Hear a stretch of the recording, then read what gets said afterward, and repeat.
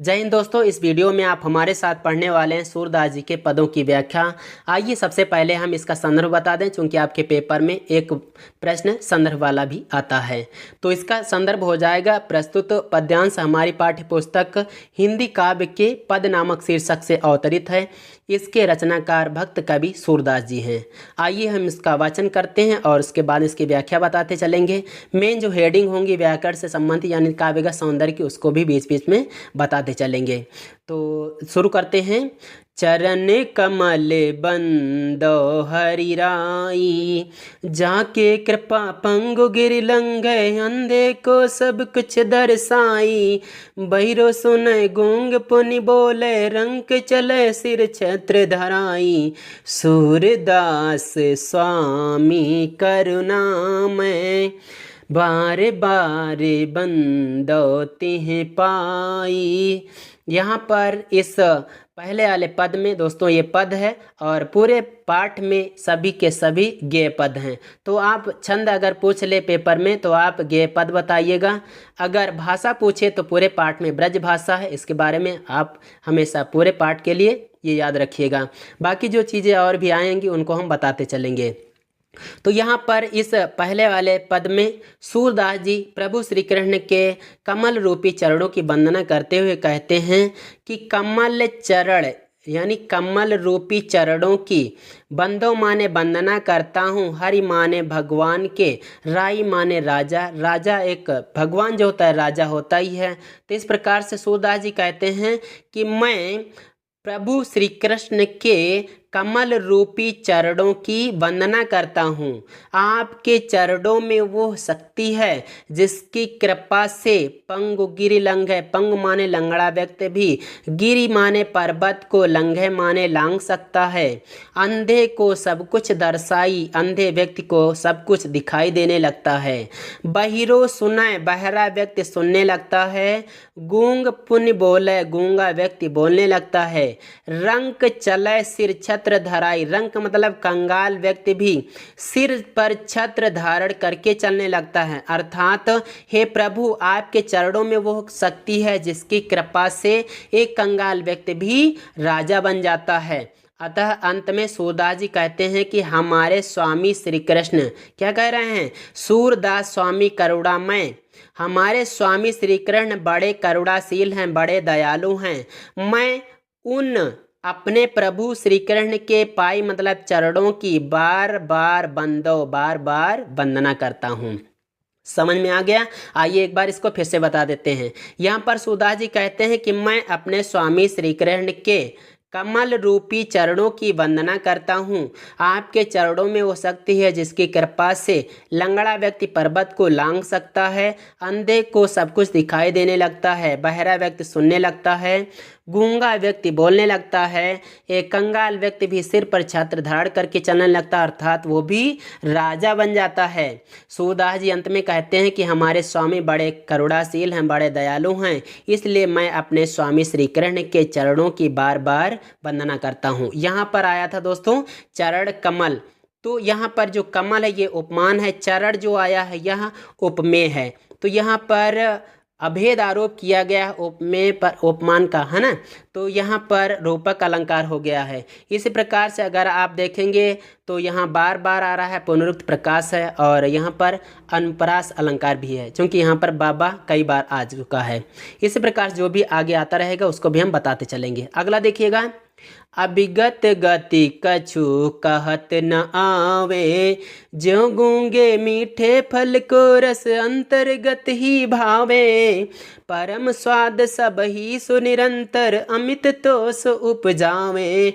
मन बानी को अगम अगोचर सो जाने जो पावे। रूप रेख गुण जात जुगत बिनु निरालंब कित धावे। सब विधि अगम विचार हितात, सुर सगुन पद गावे। जैसा कि यहाँ पर दोस्तों यहाँ भक्ति रस है और इससे पहले जो आपने पढ़ा वो भी भक्ति रस था, यानी उस वाले पद में भी भक्ति रस, इसमें भी भक्ति रस है। यहाँ पर सूरदास जी कहते हैं निर्गुण निराकार ब्रह्म की उपासना को कठिन बताते हुए क्या कहते हैं कि अभिगत है जो मतलब जो निराकार है उसकी गति को कछु कहत नावै, कुछ कहा नहीं जा सकता। अर्थात जो निराकार ब्रह्म है उसके बारे में कुछ कहा नहीं जा सकता। ये ऐसा ही है ज्यों गूंगे मीठे फल को। जहाँ यहाँ पर आ गया ज्यों, तो जहाँ पर ज्यों त्यों ऐसा आ जाता है वहाँ पर उत्प्रेक्षा अलंकार होता है। ठीक है, तो ज्यों गूंगे मीठे फल को रस अंतर्गत ही भावे। जिस प्रकार से गूंगे व्यक्ति को मीठे फल खिलाए जाएं और उसके बाद में उसके स्वाद के विषय में पूछा जाए, उसके रस के विषय में पूछा जाए, तो उसका जो रस होता है वो अंतर ही अंतर, मतलब उसके बारे में वो अंदर ही अंदर समझता रहता है। उसका जो स्वाद होता है अत्यधिक उसे स्वादिष्ट लगता है, उस गूंगे व्यक्ति को अत्यधिक स्वादिष्ट लगता है, जिससे वह अमित तोष उपजावे, जिससे उसके अंदर अपार प्रसन्नता की अनुभूति होती है, अपार संतुष्टि की अनुभूति होती है। लेकिन वह गूंगा व्यक्ति उस स्वाद के विषय में कुछ कह नहीं पाता। ठीक इसी प्रकार से निर्गुण निराकार ब्रह्म जो है उसके बारे में भी कुछ कहा नहीं जा सकता। आगे क्या कहते हैं, मन वाणी को अगम अगोचर। वो जो निराकार ब्रह्म है वह मन और वाणी से अगम है, अर्थात उसको मन और वाणी से नहीं जाना जा सकता, नहीं पाया जा सकता। वो अगोचर है, गोचर माने इंद्रियों से जाना जाने योग्य और अगोचर माने इंद्रियों से ना जाना जाने योग्य। अर्थात इंद्रियां क्या होते हैं, हम किसी को छू लेते हैं तो हमको समझ जाते हैं, कुछ आभास कर लेते हैं कि ये चीज़ होनी चाहिए। तो वो जो ईश्वर उसको हम छू नहीं सकते, उसको अपनी आंखों से देख नहीं सकते। जब हम देख नहीं पाएंगे तो क्या समझेंगे क्या चीज़ है। लेकिन सो जाने जो पावे, उसको वही जान सकता है जो उसे पा लेता है। आगे क्या बताया गया है, रूप रेख गुण जात जुगत बिनु। उसकी ना कोई रूप रेखा है, ना कोई गुण है, ना कोई जाति है, ना उसको जानने की कोई जुगत है, मतलब कोई जुगाड़ ही है। ऐसे में बिना निरालंब, ऐसे इस प्रकार से बिना आलंबन के, बिना सहारे के जो मन है इधर उधर भटकता रहता है, दौड़ता रहता है। कहने का मतलब ये हुआ जैसे निराकार ब्रह्म की उपासना की जाए, उसमें कुछ दिखे, कुछ पाया जाए, कुछ उसके बारे में बताया जाए तब तो ठीक है, मन उसकी भक्ति में लगे। लेकिन जब उसके बारे में कुछ कहा नहीं जा सकता, उसको पाया नहीं जा सकता, तो भला ऐसे में मन को कोई सहारा नहीं मिलता। यहाँ पर बताया गया बिनु निरालंबित धावा, ऐसे में मन को कोई सहारा नहीं मिलता, इसलिए वो इधर उधर भटकता रहता है। अतः सब विधि अगम विचारहि तातहि, इसलिए सब प्रकार से उसे अगम जानकर विचार कर सूरदास जी सगुण भक्ति के पदों का गान करते हैं। फिर से समझ लो, यहाँ पर बताया गया कि निर्गुण निराकार ब्रह्म के बारे में, उसकी गति के बारे में कुछ कहा नहीं जा सकता, क्योंकि जैसे गूंगे व्यक्ति को मीठे फल खिलाए जाएं, फिर उससे उसके स्वाद के विषय में पूछा जाए तो वो अंदर ही अंदर समझता तो रहता है एक ऐसा स्वाद है, उसका स्वाद उसे अत्यधिक स्वादिष्ट लगता है, जिससे वो अंदर अंदर प्रसन्न रहता है, लेकिन उसके बारे में कुछ कह नहीं पाता है। ठीक उसी प्रकार से यह जो निराकार ब्रह्म है यह मन और वाणी से पहुँच से बाहर है, इसको इंद्रियों से भी नहीं जाना जा सकता, लेकिन उसको वही जान सकता है जो उसे पा लेता है। वो उसकी ना कोई रूपरेखा है, ना कोई गुण है, ना कोई जाति है, ना उसको जानने की कोई युक्ति है, इसलिए मन बेसहारा होकर इधर उधर भटकता रहता है। अतः सब प्रकार से विचार करने पर सूरदास जी सगुण भक्ति के पदों का गान करते हैं। यहाँ पर दोस्तों हमने बता दिया था अलंकार, और यहाँ पर अगर देखा जाए तो अनुप्रास अलंकार भी है। आइए अगला देखते हैं। अगला दिया गया है, किलकत कान घोटोरवनियावत मणिमय कनक नंद कै आंगन बिंब पकर धावतो कबहु निरख हरि आप चाह को कर सो पकरन चाहतो किलक हसत राजत द्वय दतियाँ पुन पुन तिह अवगाहत कनक भूमि पर कर पग छाया यहाँ उपमा इक राजते कर कर प्रतिपद प्रतिमन वसुधा कमल बैठ की साजती बाल दशा सुख निरखी जसोदा पुन पुन नंद बोलावती अचरा तर लय ढाके सूर के प्रभु को दूध पियावती। दोस्तों यहाँ पर हम उस प्रकार से गा नहीं पाते हैं, लेकिन हम कोशिश करते हैं कि आप लोगों को जो मेन चीज़ है इसके व्याख्या को समझना और इसके काव्य का सौंदर्य को समझना, तो उसको हम अपना भरसक प्रयास करेंगे समझाने का। तो यहाँ पर बताया गया है श्री कृष्ण की बाल लीलाओं का वर्णन के बारे में, अर्थात यहाँ पर श्री कृष्ण की बाल लीलाओं का वर्णन किया गया है। यहाँ पर है किलकत कान घुटुरवन आवत, अर्थात यहाँ पर बताया गया कान मतलब श्री कृष्ण किलकारी मार कर घुटनों के बल चले आ रहे हैं। घुटनों के बल कहाँ चले आ रहे हैं? मणिमय कनक नंद के आंगन। कनक मणिमय, कनक माने स्वर्ण निर्मित, मणिमय माने मणियों वाले नंद बाबा के आंगन में। तो नंद बाबा के स्वर्ण मणियों के आंगन में चले आ रहे हैं। उन मणियों में जब प्रभु श्री कृष्ण अपने बिंब को देखते हैं, अपनी परछाई को देखते हैं, तो उसको पकड़ने के लिए दौड़ते हैं। और आगे बताया कबहु निरा की हरि आप छाह को, कभी कभी हरि मतलब हे भगवान यानी श्री कृष्ण अपनी छाया को, अपनी प्रतिछाया को देखकर उसको अपने कर से पकड़ना चाहते हैं, अपने हाथों से पकड़ना चाहते हैं, लेकिन उनकी परछाई उनकी पकड़ में आती नहीं है। इसलिए वो किला की हंसत मतलब किलकारी मारकर हंसने लगते हैं।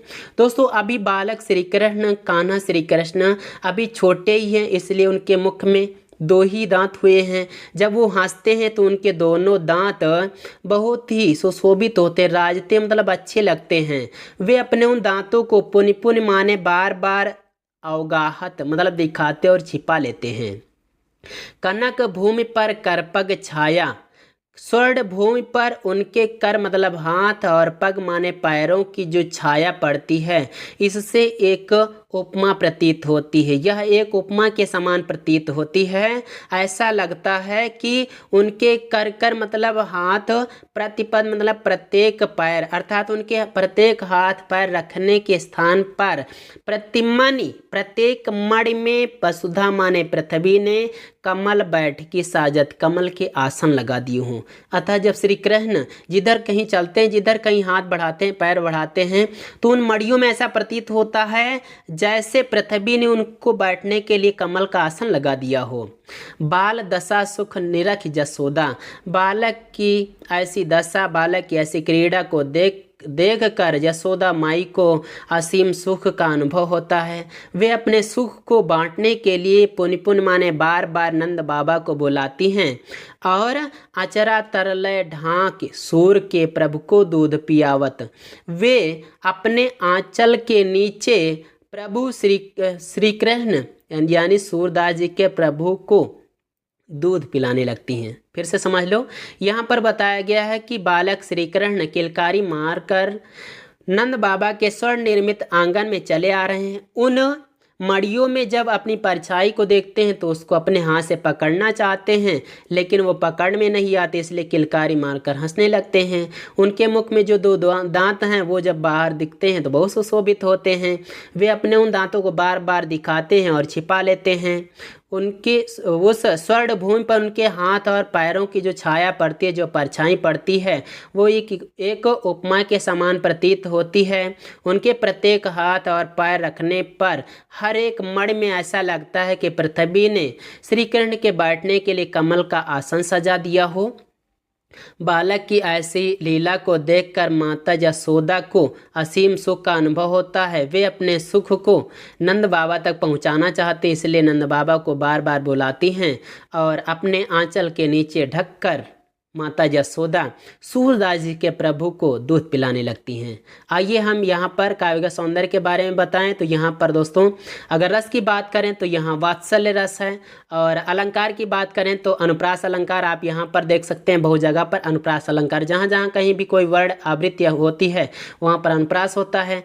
आप देख रहे हैं यहाँ पर दोस्तों कर आ गया है, इस जगह पर करिकर आ गया है। जहाँ कहीं भी करकर आए या पुन यानी जहाँ पर कोई शब्द की आवृत्ति हो जाती है एक ही अर्थ में, तो वहाँ पर पुनरुक्त प्रकाश होता है। आइए आगे बढ़ते हैं। अगला दिया गया है, मैं अपनी सब गाय चरई हों, प्रात होत बल के संग जई हों, तेरे कहे न रही हों, ग्वाल बाल गायन के भीतर न कहूँ डर नहीं लागत, आज न सो नंद दुहाई रैन रहूँगो जागत, और ग्वाल सब गाय चरई हैं, मैं घर बैठो रही हूँ, सूर श्याम तुम सोई रहो, अब प्रात जान मैं दई हूँ। यहाँ पर दोस्तों बाल हट का वर्णन किया गया। श्री कृष्ण जो हैं वो एक रात माता यशोदा से हटकर बैठते हैं। किस लिए हटकर बैठते हैं, आइए देखते हैं। यहाँ पर कह रहे हैं कि मैं अपनी सब गाय चराई हूँ, हे माता मैं अपनी सारी गायें चराने जाऊंगा।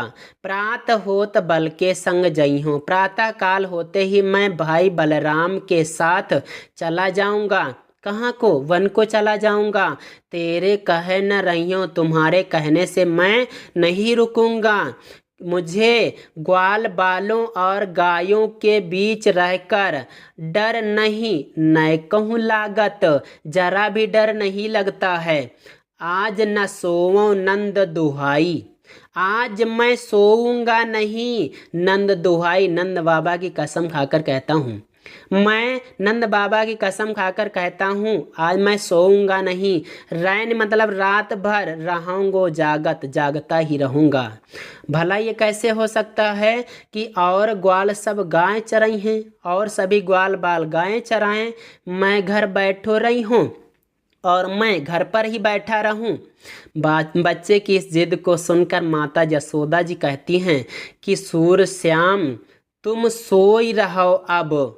सूरश्याम अर्थात सूरदास जी के श्याम अर्थात हे बालक, तुम अब सो जाओ, प्रातः काल होने पर तुम्हें मैं गाय चराने जाने दूंगी।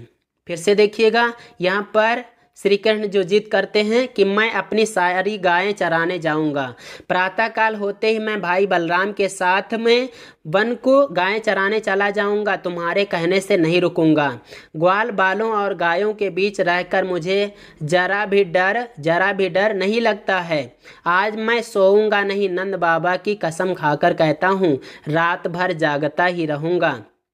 भला और सभी ग्वाल बाल गाय चराएं और मैं घर पर बैठा रहूं, ऐसा नहीं हो सकता है। बालक के ऐसे वचन को सुनकर माता यशोदा जी कहती हैं कि हे बालक तुम अब सो जाओ, प्रातःकाल होते ही मैं तुम्हें गाय चराने जाने दूंगी। तो यहाँ पर हुआ क्या, यहाँ पर भी दोस्तों अनुप्रास अलंकार है और वात्सल्य रस है, बाकी कुछ नया कुछ नहीं है। और जो आपके पेपर में आ सकता ऐसे मुख्य पॉइंट बता रहे हैं, बाकी आपके पेपर में वहाँ पर शब्द शक्ति नहीं आएगा, गुण शायद भी नहीं पूछेगा। ठीक है, तो जो मेन चीज़ उसको हम बताते चलते हैं। अगला देखिएगा, ये दिया गया है, मैया हौ न चरई हौ गाई, सिगरे ग्वाल घिरावत मोसो, मेरे पाई पिराई, जौ न पत्याहि पूछ बलदावो ही अपनी सौह दिवाई। यह सुन माई यशोदा ग्वालिन गारी देती रिसाई, मैं पठवती अपने लड़का को आवय मन बहराई, सूर श्याम मेरो अति बालक मारत ताहि रिंगाई। यहाँ पर भी दोस्तों बालक श्री कृष्ण की जिद के बारे में बताया गया है। यहाँ पर श्री कृष्ण जी क्या कहते हैं अपनी माता यशोदा से कि हे माता, हे मैया, हौ न चरई हौ गाई, मैं अब गायें चराने नहीं जाऊँगा। क्यों? क्योंकि सिगरे ग्वाल, सारे ग्वाल बाल, मोसो घिरावत, मुझसे ही गाय चरवाते हैं, इसलिए मेरे पैरों में पीड़ा होती रहती है, मेरे पैर दर्द करते रहते हैं। अगर तुमको जौ न पत्याही, अगर तुमको विश्वास ना हो तो पूछ बलदाऊ ही, बलदाऊ से पूछ लो, भाई बलराम से पूछ लो, लेकिन अपनी सौंह दिवाई, अपनी कसम खिलाकर पूछना, अपनी सौगंध देकर पूछना, नहीं तो हो सकता वो ना बताएं या झूठ बोल दें। ऐसे वचन को सुनकर, ऐसी बात को सुनकर माई यशोदा रिसा उठती हैं, गुस्सा हो जाती हैं और वो ग्वाल बालों को, ग्वालिनियों को, गोपियों को, सभी को गाली देने लगती। कहने मतलब यहाँ पर ये हुआ कि वो उनको थोड़ा सा डांटने लगती हैं। ठीक है, मैं पठवत, वो कहती हैं कि मैं पठवत अपने लड़का को, मैं तो भेजती हूँ अपने लड़के को, अपने नन्हे मुन्ने बच्चे को कि जाकर आवे मन बहराई, अपना मन बहला आए, लेकिन सूर श्याम मेरो अति बालक मारत ताहि रेंगाई, लेकिन मेरा बालक बहुत छोटा है, मेरा बालक बहुत छोटा है, ये सभी ग्वाल बाल इसको दौड़ा दौड़ा कर मारते रहते हैं, अर्थात मेरे छोटे से इस बालक को ये सभी ग्वाल बाल दौड़ा दौड़ा कर परेशान कर देते हैं। आइए फिर से बता देते हैं, यहाँ पर भी श्री कृष्ण की जिद के बारे में बताया गया, कहा गया है, श्री कृष्ण कहते हैं कि अपनी माता यशोदा से कि हे माता जी, मैं अब गायें चराने नहीं जाऊंगा, क्योंकि सारे ग्वाल बाल मुझसे ही गाय चरवाते हैं, इसलिए मेरे पैरों में दर्द होता रहता है। अगर तुम्हें मेरी बात पर विश्वास ना हो तो तुम भाई बलराम से पूछ लो, लेकिन अपनी सौगंध दिलाकर पूछना, नहीं तो हो सकता वो झूठ भी बोल दें। बच्चे की ऐसी बात को सुनकर माता यशोदा को गुस्सा आ जाता है। वे सभी ग्वाल बालों को डांटने लगती हैं, खरी खोटी सुनाने लगती हैं। वो कहती हैं कि मैं अपने छोटे से बच्चे को इसलिए भेजती हूँ कि जाए अपना मन बहलाए, लेकिन ये सभी सूर्य के श्याम, सूर्य के श्री कृष्ण अर्थात मेरे इस छोटे से बच्चे को ये सभी ग्वाल बाल दौड़ा दौड़ा कर परेशान कर देते हैं। तो इस प्रकार से आपने इसका अर्थ समझा। दोस्तों यहाँ पर भी अनुप्रास अलंकार है, ठीक है, बाकी कुछ ज़्यादा कुछ खास नहीं है, वात्सल्य रस है, ठीक है। आइए अगला देखते हैं। अगला दिया गया है, सखीरी मुरली लीजय चोरी, जान गोपाल कीन अपने बस, प्रीति सबन की तोरी, छिन एक घर भीतर निशिवासर, धरत न कबहू छोरी, कबहू कर कबहू अधरनी, कटि कबहू खोसत जोरी, ना जानो कछु मेल मोहिनी, राखे अंग अंग भोरी, सूरदास प्रभु को मन सजनी, बंध्यो राग की डोरी। दोस्तों यहाँ पर जो गोपियाँ हैं वो श्री कृष्ण को जब बांसुरी को लिए हरदम घूमते रहते देखती हैं तो उन गोपियों को सौतिया डाह होने लगता है। उनको जलन होती है इस बात की कि देखो ये हमारी तरफ नहीं ध्यान देते हैं और हमेशा बांसुरी लिए कहीं मगन रहते हैं। इस बात पर एक सखी, एक गोपी अपनी सखी से कहती है, हे सखी, तुम मुरली, कहा गया मुरली लीजिए चोरी, तुम मुरली को चुरा कर कहीं रख लो, जान गोपाल कीन अपने बस, इस मुरली ने गोपाल श्री कृष्ण को अपने बस में कर लिया। कैसे कर लिया है? प्रीति सबन की तोरी, हम लोगों के प्रेम को तुड़वा कर, हम लोगों, इस बांसुरी ने हम लोगों के प्रेम को तुड़वा कर गोपाल श्री कृष्ण को अपने वश में कर लिया है। तुम इस मुरली को चुरा कर कहीं रख लो, क्योंकि ये हमेशा इस मुरली को छिन एक हर एक क्षण, घर हो या भीतर हो, यानी घर के भीतर हो या बाहर हो, निशिबासर रात हो या दिन हो, धरत न कबहू छोर, ये अपने से कभी दूर नहीं रखते हैं। ये कभी कभी तो अपने कर में ले लेते हैं, अर्थात अपने हाथों में लिए रहते हैं। कबहू अधरन, और अधरन माने होठों पर, कभी कभी अपने होठों पर रखे रहते हैं। और कटी माने कमर पर, कबहू खोसत जोरी, कभी कभी अपनी कमर में खोस लेते हैं। कमर मतलब कमर में जो परिकर वस्त्र पहना जाता है उसमें ये खोस लेते हैं। ना जानो कछु मेल मोहिनी, इस बांसुरी ने ना जाने कौन सा मोहिनी मंत्र डाल रखा है जिससे ये श्री कृष्ण हमेशा अपने अंगों से लगाए रखते हैं। सूरदास प्रभु को मन सजनी, सजनी मतलब हे सखी, मुझे तो लगता है कि सूरदास के प्रभु अर्थात श्री कृष्ण का मन इस बांसुरी की प्रेम की डोर में बंध गया है। फिर से समझ लो, यहाँ पर एक सखी अपनी दूसरी सखी से कहती है, सखी तुम इस मुरली को चुरा कर कहीं रख लो, इसने हमारे प्रेम को तोड़वा कर श्री कृष्ण को अपने वश में कर लिया है। ये हमेशा हर एक क्षण अपने साथ में लिए फिरते रहते हैं, घर हो या भीतर हो, रात हो या दिन हो, कभी अपने से दूर नहीं रखते हैं। ये कभी कभी इस मुरली को, इस बांसुरी को अपने हाथों में लिए रहते हैं, कभी होठों पर रख लेते हैं, कभी अपनी कमर में खोस लेते हैं, यानी अपनी कमर में बंधे हुए परिकर वस्त्र में खोस लेते हैं। ना जाने इस बांसुरी ने कौन सा मोहिनी मंत्र इनके ऊपर डाल रखा है जिससे ये हमेशा अपने अंगों से लगाए रखते हैं। मुझे तो लगता है सखी कि सूरदास के प्रभु श्री कृष्ण का मन इस बांसुरी के प्रेम की डोरी में बंध गया है। तो यहाँ पर क्या हुआ, यहाँ पर दोस्तों विप्रलम्ब श्रृंगार है, यानी रस की बात करें तो विप्रलम्ब श्रृंगार है, और अलंकार की बात करें तो यहाँ पर भी अनुप्रास ही है, ज़्यादातर जगहों पर हमने देखा। तो आइए अगला देखते हैं। ये अगला है, ऊधो मोहि ब्रज बिसरत नाही। वृंदावन गोकुल बन उपवन सघन कुंज की छाही। प्रात समय माता जसुमती अरुनंद देख सुख पावत। माखन रोटी दहो सजायो अतहित साथ खवावत। गोपी ग्वाल बाल सब संग खेलत सब दिन हसत सिरात। सूरदास धन धन ब्रजवासी जिन सोहित जदुतात। दोस्तों यहाँ पर हम ज़्यादा लय के साथ में नहीं पढ़ पाते हैं, इसलिए इसका मुझे खेद है। लेकिन हमारी ये कोशिश रहेगी, हमारा यह प्रयास रहेगा कि आपका जो मेन उद्देश्य है इसकी व्याख्या को जानना, इसके प्रसंग को जानना, इसके जो मेन पॉइंट उसको जानना, तो इसको हम भरसक प्रयास करेंगे कि आप लोग सब कुछ जान लें।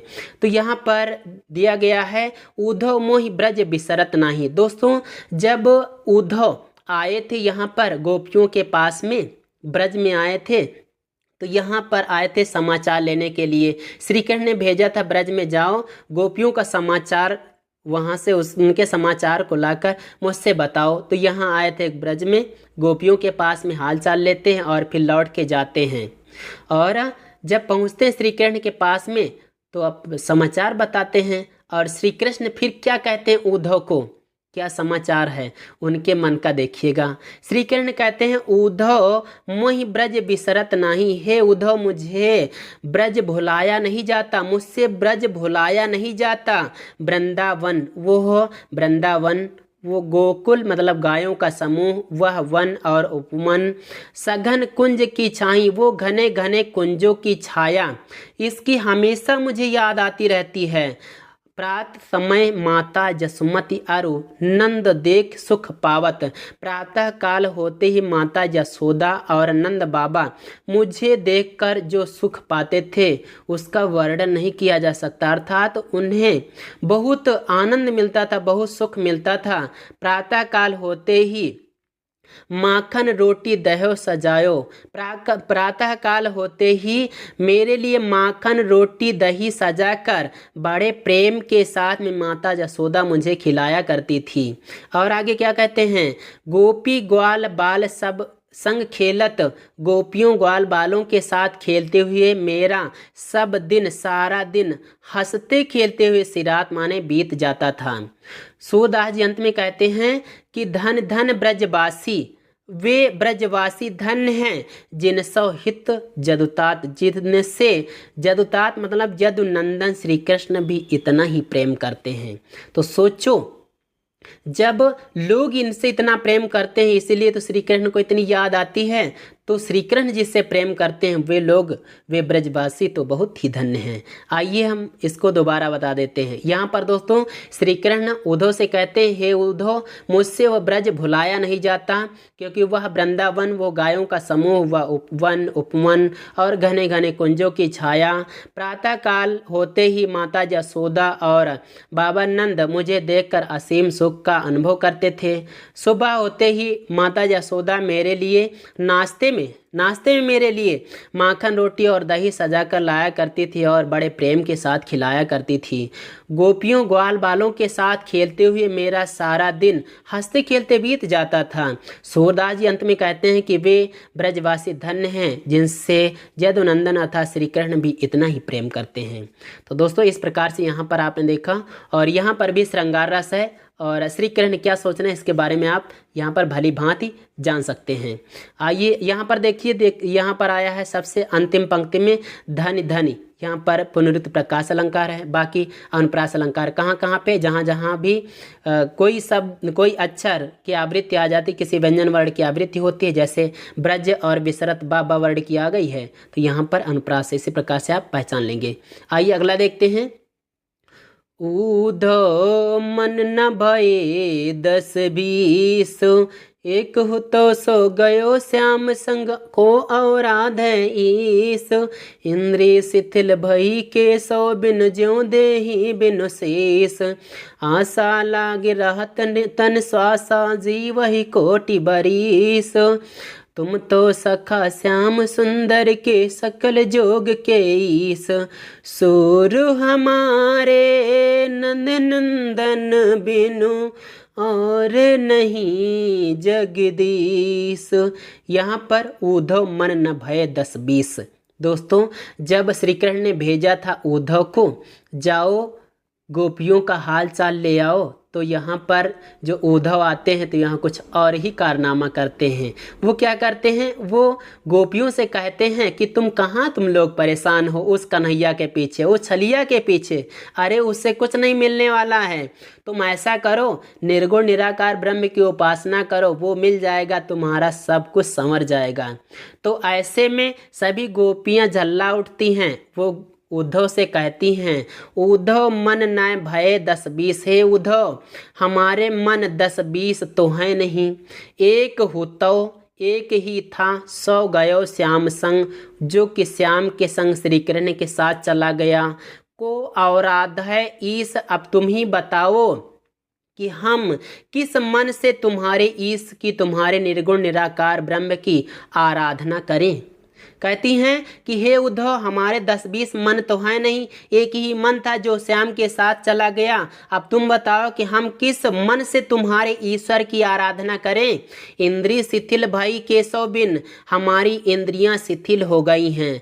केशव बिन, श्री कृष्ण के बिना, श्री कृष्ण के बिना हमारी इंद्रियां वैसे ही शिथिल हो गई हैं। ज्यों देही बिन शीश, जैसे देही बिन शीश अर्थात जैसे शरीर से सिर को अलग कर दिया जाए तो सिर निश्चेष्ट हो जाता, उसी प्रकार से हमारी इंद्रियां भी कोई काम नहीं कर रही हैं। यहाँ पर ज्यों आ गया है तो यहाँ पर दोस्तों उत्प्रेक्षा अलंकार हो जाएगा। आइए आगे देखते हैं। आशा लाग रहत तन श्वासा, आशा लाग रहत तन श्वासा, उनसे मिलने की आशा लगी रहती है, इसलिए हमारे तन में श्वास अटकी हुई, अर्थात उनसे मिलन की आस में हमारे शरीर में प्राण अटके हुए, सांसें हम लोगों की चल रही हैं। हम इस प्रकार से जीवन कोटि बरिस, हम लोग कोटि बरिस मतलब करोड़ों वर्ष तक अभी जी सकती हैं। हे उद्धव जी, तुम तो सखा श्याम सुंदर के, हे उद्धव जी, तुम तो श्याम सुंदर श्री कृष्ण के सखा हो और सकल योग के, इस सकल माने संपूर्ण योग विद्या के स्वामी भी हो, अर्थात तुम आत्मा और परमात्मा का मेल कराना जानते हो, इसलिए तुम मेरा उनसे मेल करा दो। आगे क्या कहती हैं, आगे कह रही हैं कि सूर हमारे नंद नंदन बिनु, हे उद्धव जी, हमारे नंद नंदन के बिना और नहीं जगदीश, कोई और स्वामी नहीं है। अर्थात यहाँ पर गोपियाँ एकदम क्लियर कर देना चाहती हैं कि हम तुम्हारे ईश्वर को नहीं मानेंगी, हमारा एक ही ईश्वर है, नंद नंदन श्री कृष्ण कन्हैया, वही छलिया। मैं उसी के वश में हूँ, मेरा सब कुछ है तो उसी का है, मेरे पास कुछ नहीं है, मेरे पास जो कुछ है सब उसी का है, मेरा मन उसी में बसा हुआ है। मैं जो उपासना करती हूँ, जो आराधना करती हूँ, उसी की करती हूँ। इसलिए आप तो संपूर्ण विद्या को जानते हैं, आप संपूर्ण योग विद्या को जानते हैं, आप अपने योग विद्या से उस श्री कृष्ण से मेरा मेल करा दो। आइए फिर से समझा देते हैं। यहाँ पर गोपियाँ उद्धव से कहती हैं, हे उद्धव, हमारे एक मन 10-20 मन तो है नहीं, एक मन था जो श्याम के साथ चला गया। अब तुम बताओ किस मन से तुम्हारे ईश्वर की आराधना करें। उस श्री कृष्ण के बिना हमारी सारी इंद्रियां शिथिल हो गई हैं, जैसे शरीर से अलग होने पर सिर की स्थिति होती है। उनसे मिलन की आशा लगी रहती है, इसलिए हमारे तन में, हमारे शरीर में प्राण, सांस चल रही, मतलब प्राण अटके हुए हैं। हम लोग इस तरह से करोड़ों वर्ष अभी जीत सकती हैं। हे उद्धव, तुम तो श्याम सुंदर के सखा हो और संपूर्ण विद्या को जानते हो, संपूर्ण विद्या के स्वामी हो, इसलिए तुम मेरा उनसे मेल करा दो। ये बात लेकिन याद रखना कि हमारे नंद नंदन के बिना कोई दूसरा स्वामी नहीं है। तो यहाँ पर आपने इसकी व्याख्या को समझ लिया होगा दोस्तों। और यहाँ पर बाकी भी सब कुछ पिछले जैसा है। उद्धव मोहि ब्रज बिसरत नाही, यहाँ पर भी श्रृंगार रस था और यहाँ पर भी श्रृंगार रस है। आइए आगे बढ़ते हैं। अगला देखिएगा, उद्धव जाहु तुम्हें हम जाने, श्याम तुम्हें यहाँ नाही पठायो, तुम हो बीच बुलाने। ब्रज नारिन सो जोग कहत हो, बात कहत न लजाने। बड़ लागत न विवेक तुम्हारे, ऐसे भये आयाने। हम सो कहिलई हम सही कह, जी गुण लेहु सयाने। कहाँ अबला कहाँ दशा दिगंबर, मृष्टि करो पहचाने। साच कहो तुमको अपनी सो, बूझती बात निदाने। सूर श्याम जब तुम्हें पठायो, तब न कहूँ मुस्काने। आइए इसके बारे में बताते हैं। दोस्तों यहाँ पर भी उद्धव को फटकारती हैं, उद्धव को समझाती हैं गोपियाँ। कहती हैं हे उद्धव जाओ तुम्हें हम जाने, तुम जाओ हम तुमको जान गई। श्याम तुम्हें यहाँ ना ही पठायूं, श्याम श्री कृष्ण ने तुम्हें यहाँ नहीं भेजा था, कहीं और भेजा था। तुम हो बीच भुलाने, तुम बीच में कहीं भूल गए, तुम रास्ता भटक गए और यहाँ चले आए। अरे तुम तो ब्रज की नारियों से योग विद्या की बात करते हो, योग साधना की बात करते हो, बात कहत न लजाने। तुमको ऐसी बात कहते हुए लज्जा नहीं आती? बड़ लागत न विवेक तुम्हारे, तुम लोग कहने को बड़े बड़े लगते हो। ना विवेक तुम्हारे विवेक नहीं, अर्थात तुम्हारे बुद्धि नहीं है। अरे ऐसे भय आयाने, तुम इतने बड़े अज्ञानी बन गए। आयाने माने अज्ञानी, तुम इतने बड़े अज्ञानी बन गए। हम सो कही हमसे कहे, लई हम सही कहे हम लोग सहेली। जी गुण लेहु सयाने, लेकिन यह बात हे सयाने माने होता है चतुर। यहाँ पर जो दिया गया सयाने, सयाने माने होता है चतुर। हे चतुर उद्धव जी, अब तक जो हमसे कहते रहे हम लोग तो सहन कर ली, लेकिन यह बात मान लो, ये बात इस क्लियर कर लो कि आज के बाद किसी से ऐसी बात ना कहना। क्योंकि कहाँ अबला कहाँ दशा दिगंबर, कहाँ हम लोग अबला नारियाँ। अबला किसको कहते हैं भाई? बला माने होता है, बला आप जानते ही हैं, और जब उसकी बला किसी दूसरे पर चली जाए तो उसको अबला कहते हैं। अबला नारी उसको कहते हैं जिसकी शादी हो गई होती है। अच्छा, जब तक शादी नहीं हुई तब तक बला थी, और जब शादी हो गई तो उनकी बला पति के ऊपर चली गई तो वो अबला हो गई। अच्छा, ऐसा ही एक और भी शब्द चलता है, जैसे गम। गम माने आप जानते ही हैं। तो जब तक उनकी शादी नहीं हो, लड़की की शादी नहीं हो, तब तक वो गम वाली रही, लेकिन जब शादी हो गई तो वो बेगम हो गई। चलो ये तो मजाक रहा, छोड़ते हैं। आइए आगे बढ़ते हैं। आगे दिया गया है कहाँ अबला कहाँ दशा दिगंबर। दोस्तों इस प्रकार से आपको यदि किसी प्रकार से कठिनाई हुई हो किसी भी भाई बहन को, तो उसके लिए क्षमा चाहते हैं। यहाँ पर दिया गया कहाँ अबला कहाँ दशा दिगंबर, कहाँ हम अबला स्त्रियाँ यानी कहाँ हम नारियाँ, और कहाँ दिगंबर की दशा। दिक माने दिशाएं और अंबर माने वस्त्र, अर्थात जिसके वस्त्र दिशाएं हों। मतलब ये हुआ जो नग्न व्यक्ति होता है उसको भी दिगंबर कहा जाता है। तो यहाँ पर कह रही हैं कहाँ हम अबला यानी कहाँ हम स्त्रियाँ, और कहाँ नग्न रहने की अवस्था। मस्ट करो पहचाने, मस्ट करो, अब तुम चुप हो जाओ, हम तुमको पहचान गई, हम तुमको जान गई, अब तुम चुप रहना, आगे कुछ मत कहना। अच्छा एक चीज़ बताओ, साच कहो तुमको अपनी सम, सच सच बताओ तुमको अपनी सौगंध, मतलब तुमको तुम्हारी कसम, अपनी नहीं खिला रही दूसरे की। लड़कियां होशियार होती हैं ना, तो कहती हैं साच कहो सच सच बताओ तुमको तुम्हारी कसम, बूझत बात निदाने। मैं अंत में, हम लोग अंत में ये पूछ रही हैं कि सूर श्याम जब तुम्हें पठाऊं, जब सूरदास के श्याम अर्थात श्री कृष्ण ने तुम्हें यहाँ भेजा था, तब नैको मुस्काने, तो क्या कुछ मुस्कराए भी थे? अगर वो मुस्कराए होंगे तो सोच लो तुम्हारे साथ मजाक किए हैं। चलिए आइए दोबारा बता देते हैं। यहाँ पर बताया गया है कि गोपियाँ उद्धव को समझाती हुई कहती हैं कि हे उद्धव जाओ, तुमको हम जान गई, श्याम श्री कृष्ण ने तुम्हें यहाँ नहीं भेजा था बल्कि कहीं और भेजा था, और तुम रास्ता भटक कर यहाँ चले आए हो। तुम ब्रज की स्त्रियों से योग विद्या की बात कहते हो, ऐसी बात कहते हो तुम्हें लज्जा नहीं आती?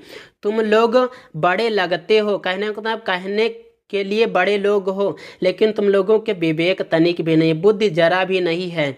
तुम इतने अज्ञानी बन गए कि ऐसी ऐसी बात करने लगे। हम लोगों से ऐसी बात कह दिए, हम लोग सह ली। लेकिन हे चतुर उद्धव जी, यह बात आज से क्लियर कर लो कि ऐसी बात किसी और से मत कहना। अरे देखो, कहाँ हम अबला स्त्रियां, कहाँ अबला और कहाँ नग्न रहने की स्थिति। अब तुम चुप हो जाओ। अब हम तुमको पहचान गए, तुम कितने बड़े ज्ञानी हो, कितने बड़े धर्मात्मा हो। अब अपना ज्ञान अपने पास रखो। अच्छा, लेकिन एक चीज़ बताओ, सच सच बताना, तुमको तुम्हारी कसम। हम लोग अंत में एक बात पूछते हैं कि जब श्याम ने, श्री कृष्ण ने तुम्हें यहाँ भेजा था तो क्या कुछ मुस्कराए भी थे? अगर मुस्कराए रहे होंगे तो मान लो तुम्हारे साथ में गुस्ताखी किए हैं, है ना। तो दोस्तों, यहाँ पर अगर देखा जाए तो बात वही, रस भी वही है, छंद भी वही है, अलंकार देखें तो हर एक यहाँ पर जितने भी पद आए सब में अनुप्रास अलंकार है ही। आइए अगला देखते हैं। आगे दिया गया है, निर्गुण कौन देश को वासी, निर्गुण कौन देश को वासी, मधुकर कही समझाई सौहृदय बूझत साँच न हासी। को है जनक कौन है जननी, कौन नारी को दासी, कैसो वरन भेष है कैसो, किह रसमय अभिलाषी। पावै गो पुन कियो आपनो, जौर करें कहेंगो गांसी, सुनत मौन होए रहो बावरो, सूर सबे मत नासी। यहाँ पर दोस्तों जो गोपियाँ हैं वो उद्धव से कहती हैं, जब उद्धव जी ज़्यादा ज्ञान देने लगते हैं, ज़्यादा निर्गुण निराकार ब्रह्म का उपदेश देने लगते हैं, तब वो गोपियाँ उद्धव से ही कहने लगती हैं कि निर्गुण कौन देश को वासी, तुम जो अपने निर्गुण निराकार ब्रह्म की बात करते हो वो किस देश में रहने वाला है। तभी दोस्तों उनके बीच में एक भंवरा आ जाता है। किनके बीच में? उद्धव और गोपियों के बीच में जब भंवरा आ जाता है तो वो गोपियाँ उस भंवरे की तरफ देखकर, और बात किसकी कर रही हैं? उद्धव की, मतलब सुना रही उनको। लड़कियां होशियार होती, हमने पहले ही बता दिया, आप लोग भी बचकर रहिएगा, ठीक है। तो बीच में जब भंवरा आ जाता तो देखती हैं भंवरे को, और मुंह किए भंवरे की तरफ बात कर रही हैं उद्धव की फटकार रही हैं उद्धव को। क्या कहती हैं कि मधुकर कई समझाई सौहृदय, मधुकर मतलब भंवरा उनके बीच जब आ जाता है तो कहती हैं तुम्हारी कसम, समझाए सौहृदय बूझत साँच न हासी, तुम्हें तुम्हारी कसम, तुम्हारी सौगंध, बूझत साँच न हासी, तुमसे हम सच सच पूछ रही हैं, कोई हंसी मजाक नहीं कर रही हैं। को है जनक, एक चीज़ बताओ, जो तुम निर्गुण निराकार ब्रह्म की उपासना की बात करते हो, जो तुम्हारा निराकार ब्रह्म है उसका जनक कौन है, यानी पिता कौन है? कौन है जननी? जननी मतलब माता, उसकी माता कौन है? कौन नारी, नारी माने स्त्री अर्थात उसकी पत्नी कौन है? और को दासी, उसकी सेविका कौन है? उसकी नौकरानी कौन है? कैसो बरन, वो किस वर्ण वाला है, अर्थात गोरा है, सांवला है, काला है, कैसा है? भेष है कैसो, उसकी वेशभूषा कैसी है, कैसे वस्त्र धारण करता है? किस रसमय अभिलाषी, और उसकी किस रस में ज़्यादा इच्छा रहती है, मतलब वो क्या ज़्यादा पसंद करता है? पावै गो पुण्य कियो आपनो, एक बात सुन लो, पावै गो पुण्य कियो आपनो, जौ रे कहें गो गासी, तुम अपने किए आपनो, कहा गया है पावै गो पुण्य, फिर पाओगे कियो आपनो, अपने किए का धरा, तुम अपने किए का धरा अवश्य पाओगे। जौर कहेंगो गासी, अगर तुम हमारे साथ में गांसी कहेंगो अर्थात छल कपट करोगे, छल से कहोगे अर्थात झूठ बोलोगे, तो तुम अपने किए का फल जरूर भोगोगे। होता क्या है? झूठ बोले कौवा कटे, है ना। देखिएगा आगे, सुनत मौन होए रहो बावरो, सूर सबे मत नासी। यहाँ पर गोपियाँ कहती हैं कि जब गोपियाँ इतना कह चुकी ना तो उद्धव जी के मुख से कुछ बोल नहीं निकलता है, वो मौन हो जाते हैं, गोपियों की बात को सुनकर मौन हो जाते हैं। उनकी स्थिति बावरे के समान अर्थात पागल के समान हो जाती है। और सूरदास जी कहते हैं कि गोपियों के ऐसी सी बात से उद्धव की सारी बुद्धि, सारी मति नष्ट हो जाती है। आइए आगे फिर से इसको दिखा देते, फिर से बता देते दोस्तों। यहाँ पर बताया गया है कि गोपियाँ उद्धव को समझाती हैं, उनको फटकारती हैं, उनसे पूछती हैं, कह रही हैं कि तुम्हारा जो निर्गुण निराकार ब्रह्म है वो किस देश में रहने वाला है। तभी जब भंवरा आ जाता है तो भंवरे की तरफ देखती हुई उद्धव को समझाती हैं, उद्धव को सुनाती हुई कहती हैं कि हम सौगंध देकर, तुम्हारी सौगंध देकर पूछती हैं, कोई हंसी मजाक नहीं कर रही है, तुम बताओ तुम्हारा जो ब्रह्म है उसका पिता कौन, उसकी माता कौन, उसकी स्त्री कौन है, उसकी नौकरानी कौन है, वो किस रंग वाला है, गोरा काला सांवरा किस रंग का है, उसकी वेशभूषा कैसी है, उसकी किस रस में अभिलाषा है, मतलब वो किस चीज़ को ज़्यादा पसंद करता है। तुम अगर हमारे साथ में छल कपट करोगे तुम अपने किए का फल अवश्य पाओगे। तो ऐसी जब बात सुन लेते हैं उद्धव जी, तो उनको सुनकर वे मौन हो जाते हैं, उनकी स्थिति बिल्कुल पागलों की तरह हो जाती है और उनकी सारी बुद्धि नष्ट हो जाती है। तो इतना आपने समझ लिया दोस्तों।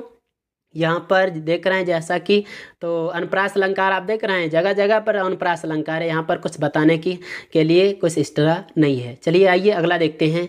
यहाँ पर अगला है संदेशो देव की सो कहियो, हाँ तो धाय तिहारे सुत की मया करत ही रहियो, जदपि टेव तुम जानत उनकी तऊ मोह कहियावे, प्रात होत मेरे लाल लड़ैते माखन रोटी भावे, तेल उबटनो अरु तातो जल ताहि देख भज जाते, जोई जोई मांगत सोई सोई देती, क्रम क्रम करी कै न्याते, सूर पथिक सुन मोहि रैन दिन बढ़ो रहत उर सोच, मेरो अलक लड़े तो मोहन होई है करत सकोच। दोस्तों यहाँ पर रस बदल जाएगा, यहाँ पर वात्सल्य रस होगा, ठीक है। इससे पहले क्या था, इससे पहले था वियोग श्रृंगार, या इस प्रकार से कह दो श्रृंगार रस, ठीक है, ज़्यादा सटीक रहेगा। तो यहाँ पर क्या हुआ, यहाँ पर वात्सल रस है। और इस जगह पर जब ब्रज में आए हुए थे उद्धव जी, तो यहाँ से गोपियाँ तो अपना संदेश दे ही रही हैं, कोई संदेश दे रही हैं, कोई शिकायत कर रही हैं, कुछ पूछ भी रही हैं, कुछ उनको फटकार भी रही हैं। साथ साथ में माता यशोदा जी भी उद्धव के हाथों संदेश भेजना चाहती हैं देवकी के पास में।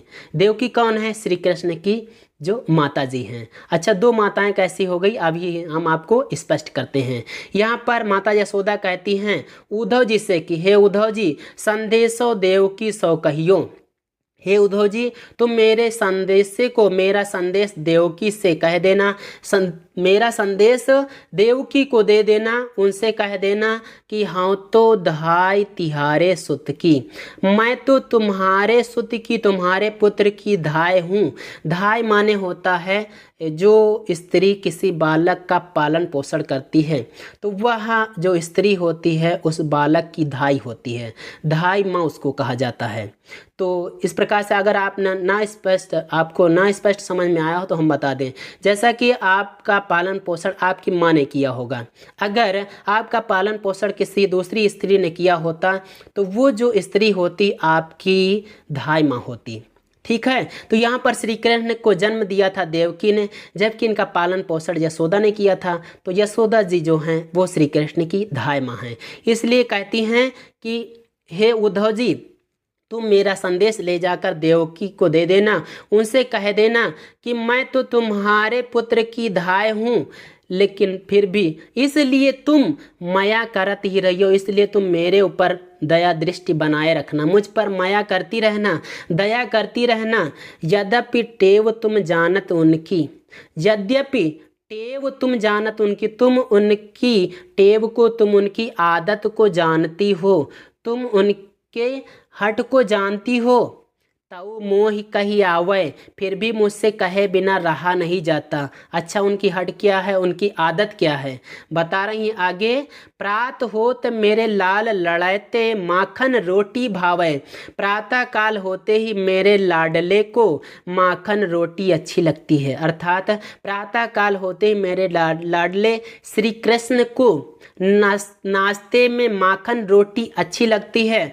और तेल उपटनो, जब सुबह स्नान करने की बात आती है उस समय तेल उबटनो और तातो जल, जब तेल उबटन और गर्म जल लाकर रख देती हूँ, उस समय ताहि देखि भज जाते। उसको देखकर वो कान्हा भग जाता है, अर्थात भाग जाता है।